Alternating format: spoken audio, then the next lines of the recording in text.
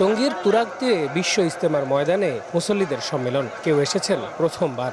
দিনের দাওয়াত আর ইসলামের শান্তির পরশ পেতে অনেকে আসেন প্রতি বছরই।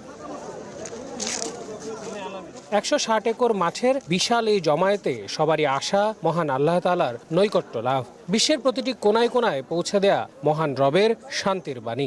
অন্য সবার শান্তির চাইতে এখানে খুব শান্তি লাগে, তাই হলো প্রতি বছরই আসি। সমস্ত অঞ্চল থেকে মেহমান আসছে, তাদের উদ্দেশ্য একটাই, তাদের ফিকির একটাই, কিভাবে উম্মত জাহান্নাম থেকে জান্নাতে হইতে পারে। এক আল্লাহকে মানবো, কালিমার প্রতি আমল করবো, মোহাম্মত আল্লাহকে ভালোবাসবো। আগত সাধারণ মুসল্লিরা চান সব বিভেদ ভুলে এক হবে মুসলিম উম্মাহ। ইসলামের দাওয়াতের কাজ এগিয়ে নেওয়ার প্রত্যয় তাদের।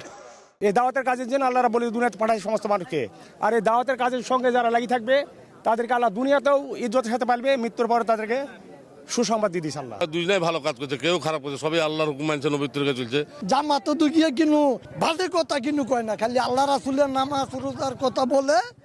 আপনি ভালো খারাপ লোকও ভালো হয়ে আছে জামাত তো গিয়া। নিউ সানসিল্ক ব্ল্যাক শাইন, নজর কাড়া শাইনি চুলের নাম্বার 1 চয়েস। দেশি বিদেশি মুসল্লিদের সার্বিক নিরাপত্তায় বিশেষ নজরদারিতে তৎপর আইন শৃঙ্খলা রক্ষা বাহিনী। সার্বিক ব্যবস্থাপনায় কাজ করছে প্রশাসন।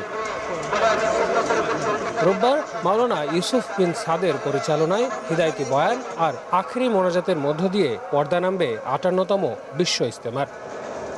আল আমিন তুষার, সময় সংবাদ, গাজীপুর।